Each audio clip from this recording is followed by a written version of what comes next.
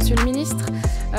Les pouvoirs locaux que sont les communes, provinces, intercommunales et autres CPS ont l'opportunité de faire appel à la centrale d'achat du SPW pour commander certaines fournitures et ainsi réaliser des économies d'échelle.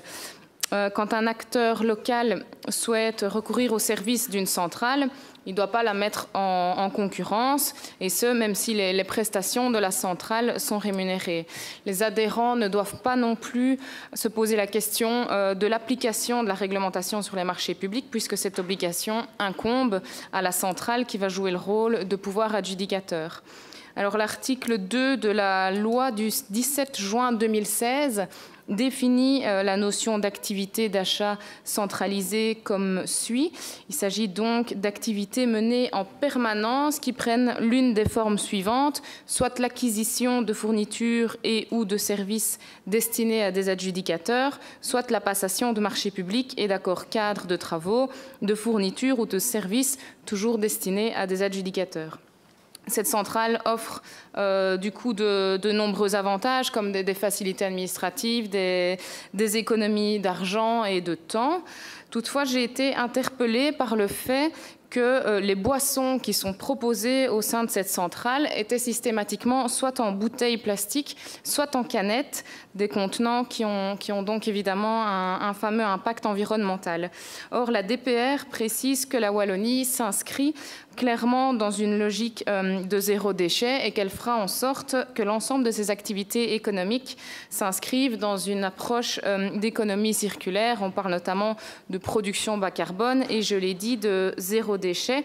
Ma question est donc la suivante. Monsieur le ministre, pensez-vous qu'il soit envisageable que la centrale d'achat propose des produits qui soient plus en adéquation avec les normes environnementales actuelles pour s'inscrire pleinement dans l'objectif zéro déchet qui est visé par la DPR? Merci.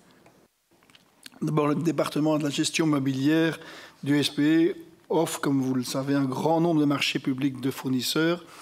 En termes de pouvoir adjudicateur, on en compte 650. Et je l'ai appris, je vous le dis en disant en préparation de la réponse, le SPE n'est pas rémunéré pour cela. Donc ça m'inquiète.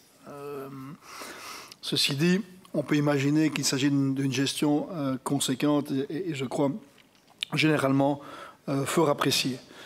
En ce qui concerne le recours à la centrale, je tiens quand même, et votre question me permet de le rappeler, que ça ne décharge pas les pouvoirs adjudicateurs de leurs propres responsabilités, tant par rapport au respect des marchés publics que par rapport aux conditions du cahier spécial des charges, d'où l'intérêt d'ailleurs de votre question aussi.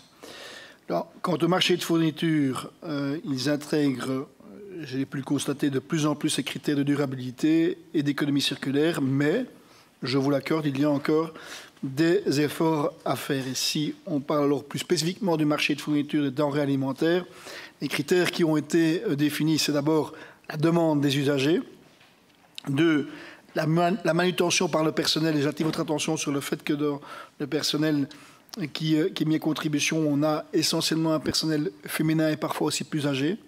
Et trois, la configuration même des distributeurs de boissons. Il n'empêche que je considère que votre demande est légitime et donc je souhaite que dans la mesure du possible, on puisse y répondre donc par le remplacement de plastique et de canettes par du verre. J'ai moi-même dû ferrailler chez moi pour qu'on comprenne cela à un moment donné et on a fini par le comprendre. Il n'y a pas de raison que ça puisse se faire à domicile et pas ailleurs, même si je vois que les marchés sont bien plus importants. Donc je vais faire passer le message. Enfin, de toute façon, le marché sera renouvelé en 2022. Et dans ce cas-là, il est clair qu'il devrait tenir compte du plan de développement durable et de l'évolution du secteur. Merci. Très brièvement, je savais, Monsieur le Ministre, très préoccupé par la question, donc je suis totalement satisfaite de sa réponse. Et effectivement, j'entends bien la problématique de la manutention par le personnel, même si je pense, et je suppose que le ministre sera tout à fait d'accord avec moi, qu'il y a moyen... entre un pack de canettes ou de bouteilles en verre ou autre chose, je suppose qu'il y a moyen de faire en sorte que même si on change les produits, les denrées alimentaires et les boissons, il y a moyen de faire en sorte que la manutention pour le personnel, essentiellement féminin, vous me dites, soit la plus aisée possible. Merci, Monsieur le Ministre.